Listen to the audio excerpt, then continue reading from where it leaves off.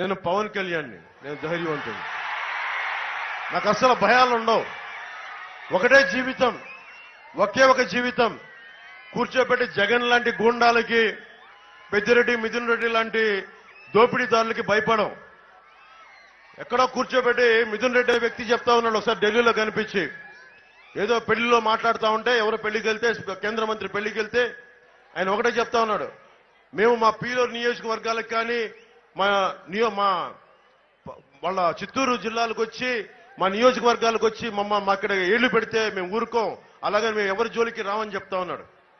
అంటే ఎవరు మాట్లాడకూడదు వాళ్ళకి, కానీ వాళ్ళు వచ్చి ప్రతి జిల్లాలో ఏళ్లు పెట్టచ్చు. మిథున్ రెడ్డి వచ్చి తూర్పుగోదావరి జిల్లాలో ఏళ్లు పెట్టచ్చు, మిథున్ రెడ్డి వచ్చి పశ్చిమ గోదావరి జిల్లాలో ఏళ్లు పెట్టచ్చు. మనం వెళ్ళి మాట్లాడకూడదు అక్కడ. మిథున్ రెడ్డికి ఒకటే చెప్తున్నా, మిథున్ రెడ్డి గారికి, పెద్దిరెడ్డి గారికి, జగన్ గారికి ఒకటే చెప్తున్నా, ఇది మేం భయపడే వ్యక్తులం కాదు, ఇది జనసేన. ఇది మీరు ఒక చెయ్యెత్తితే మేము 1,00,000 చేతులు ఎత్తుతాం, గుర్తుపెట్టుకోండి.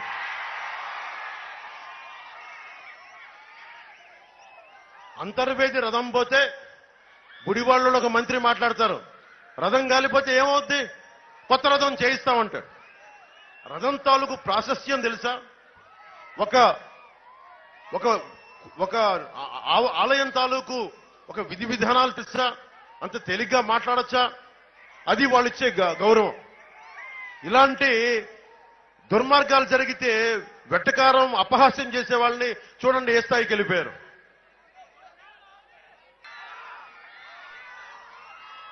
ఎమ్మెల్యే రాపాక వరప్రసాద్ గారి అవినీతి. 5 ఎకరాలు ఇల్లు కట్టుకున్నారు ఆయన. సెంటు పట్టా పేరుతోటి పేదలకి ఉచిత ఇళ్ల స్థలాలు 1,000 కోట్ల అవినీతి జరిగింది. ఆ 1,000 కోట్ల ఈయన కూడా ఒక చిన్నపాటి షేర్ తీసుకున్నారు. పట్టాలు ఇచ్చిన భూములు తక్కువ రేట్లు కొని ప్రభుత్వానికి దాదాపు 4 ఇంతలు ఎక్కువ డబ్బులు ఇచ్చుకున్నారు. ఈ స్థలాలన్నీ, ఇచ్చిన స్థలాలు బాగున్నాయా అంటే అన్ని నదీ పరివాహక ప్రాంతాలు, చెరువులు, శ్మశానాల మధ్యలో, పల్లప ప్రాంతాల మధ్యలో ఇవ్వడంతో పేదలు ఇల్లు కట్టుకునే పరిస్థితి లేదు. పేదలకు ఇల్లు కట్టలేని ఎమ్మెల్యే కత్తి మండలం, ఒక మల్కీపురం మండలం, కత్తి మండలంలో ఒక 5 ఎకరాల్లో మంచి భవనం కట్టుకొని ఉన్నాడు. మన ఓట్ల మీద గెలిచి పేదలకు ద్రోహం చేసి కూర్చొని మల్కీపురం మండలంలో 5 ఎకరాలు ఇల్లు కట్టుకున్న వ్యక్తి. అదొక్కటే కాదు, ఇసుక కూడా బెదిరించి తీసుకున్నారు. ఇనుమును కూడా వ్యాపారుల నుంచి బెదిరించి తీసుకున్న వ్యక్తి. ప్రైవేట్ స్థలంలో ప్రభుత్వ నిధులతో ఇల్లు కట్టుకున్న వ్యక్తి. అంతర్వేది రథం దగ్ధమైతే ఆయన కూర్చోబెట్టి ఈ రోజు దాకా దాని మీద ఏం మాట్లాడలాం. సకిరెడ్డిపల్లిలో ఫైర్ స్టేషన్ కావాలి 2019కి అడిగిన రాపాక గారికి జగన్ పంచన చేరాక ఈ రోజుకి ఒక ఫైర్ ఇంజిన్ గురించి అడగాల్సిన మనసు రాలా. ముఖ్యంగా దాతలు ఇచ్చిన కాలేజ్ ఉంది. దాతలు ఇచ్చిన మల్కీపురంలో కళాశాల భూములపై వీళ్ళు వైసీపీ మరి కన్నుబడింది. దాదాపు 500 కోట్ల రూపాయల విలువైన భూములు. ఒక్కొక్క లెక్చరర్ని బదిలీ చేసి దాన్ని మూసేసి 500 కోట్ల భూమిని దోచేయడానికి ప్రయత్నం చేస్తా ఉన్నారు. వైసీపీ నాయకులకు ఒకటే చెప్తున్నాం, 18 రోజులు మేము ప్రభుత్వాన్ని స్థాపిస్తున్నాం. ఒక్కొక్క అవినీతి పరుని రోడ్డు మీదకి లాక్కొచ్చి మీ చేత ఫైన్ కట్టిస్తాం.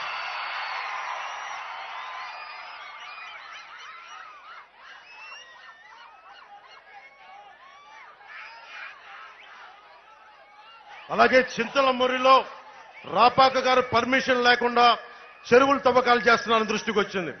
ఇక్కడ ఓఎన్జీసీ పైప్ లైన్, రొయ్యల చెరువులు పెరిగిపోవడం వల్ల తాగునీరు కూడా ఇబ్బందిగా ఉంది.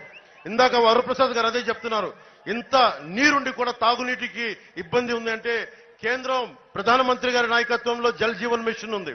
ప్రతి ఇంటికి కుళాయి ఉచితంగా స్వచ్ఛత రక్షిత మంచినీరు కావాలి. అది ఈ రోజుకి చేయలేకపోతా ఉన్నారు. మేము చెప్తున్నాం, కనీస మౌలిక అవసరాలు తాగడానికి కనీసం మంచినీళ్లు కూడా ఇవ్వలేని పరిస్థితి. రోడ్లేస్తే వేసిన 2 రోజులకే గుంతలు పడిపోయే పరిస్థితి. ఇవన్నీ మారాలి. ఆ రోజు మీకు గుర్తుంది, నేను ఇదే రాజులకు వచ్చి మీరు రోడ్లు వేస్తారా, నేను వచ్చి నా శ్రమదానంతో రోడ్లు వేయినా మా జన సైనికులతో అడిగితే మీకు ఎన్ని గంటలు వేశారో మీకే తెలుసు. ఈసారి అలా అడగట్లా, మనం కూర్చొని దగ్గరుండి వేయిద్దాం. ఒక్కొక్క అధికారి చేత మనకి లంచాలు అవసరం లేదు, మనకు అవినీతి అవసరం లేదు. మొత్తం ఏ రోడ్లు, ఏ మౌలిక అవసరాలు ఉన్నాయో అన్ని దగ్గరుండి ఒక్కొక్కరి చేత మెడలు వంచి పని చేద్దాం. ఒక్కొక్కరి చేత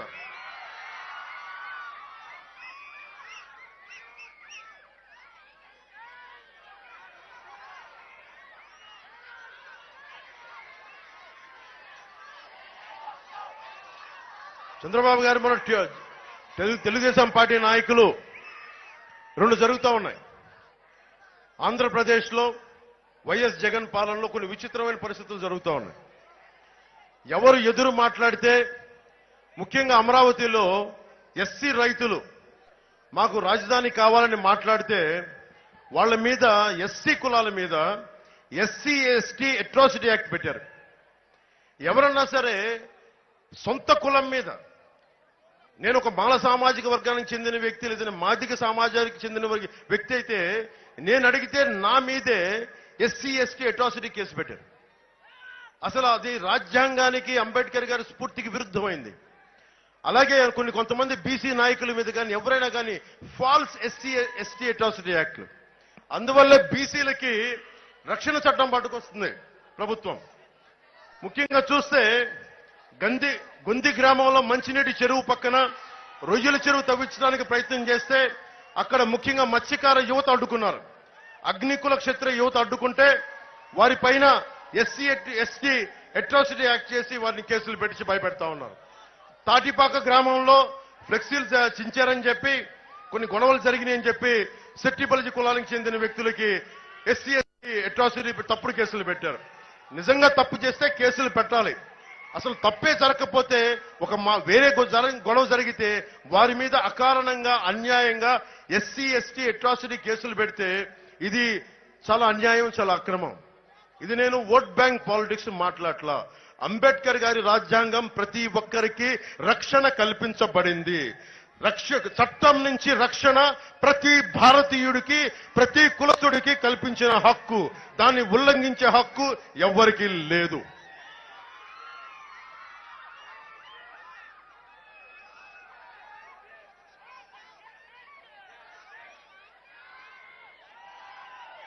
ఈ రోజున వైసీపీ నుంచి పోటీ చేస్తున్న గొల్లపల్లి గారి చరిత్ర కూడా చాలా ఉంది చిట్టా.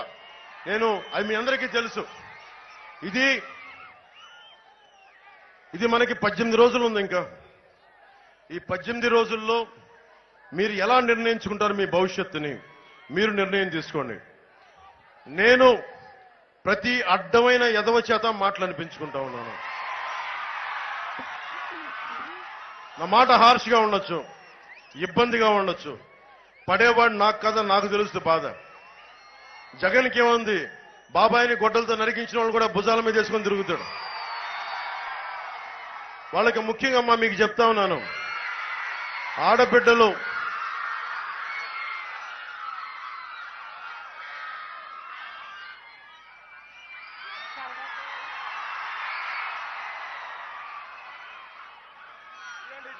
కెమెరాస్ అన్ని అట్టున్నాయి, అది సమస్య.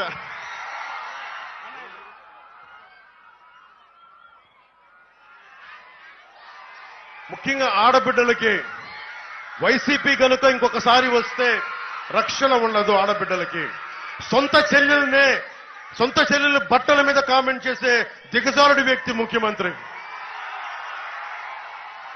చెల్లెలు బట్టలు ఎవరన్నా చూస్తారా? రంగుల్ని ఏమన్నా అంటావా? పచ్చదనం గ్రీన్ కలర్ చెట్లు ఉంటే కూర్చోబెట్టి ద్వేషంతో మనం పచ్చని చెట్లను చూడటం మానేస్తావా? పసుపు రంగు చొక్కా వేసుకున్నారని చెప్పి బంతిపూలని దేవుడి మెడలో, దేవుడికి విగ్రహానికి వేయడం మానేస్తావా? అరే ఎవరు ఏ బట్టలు వేసుకుంటే ఏంటి? ఇది దిగజారుడి వ్యక్తి. చూడండి, నా ఇంట్లో చంద్రబాబు గారి భార్య సతీమణి అన్నాడు, నా భార్యను అన్నాడు, నా వ్యక్తిగత జీవితాన్ని తిట్టాడు. ఈ రోజు అన్ని దిగజారిపోయి తనతో తోపుట్టిన చెల్లెలను తిడతా ఉన్నాడు. వివేకానంద రెడ్డి గారి చెల్లెలు, ఆయన కూతురు గారిని తిడతా ఉన్నారు. దీన్ని బట్టి అర్థం, ఇదొక్కటి. ముఖ్యంగా ఆడబిడ్డలకి భద్రత ఉండదు వైసీపీ నాయకులు వస్తే.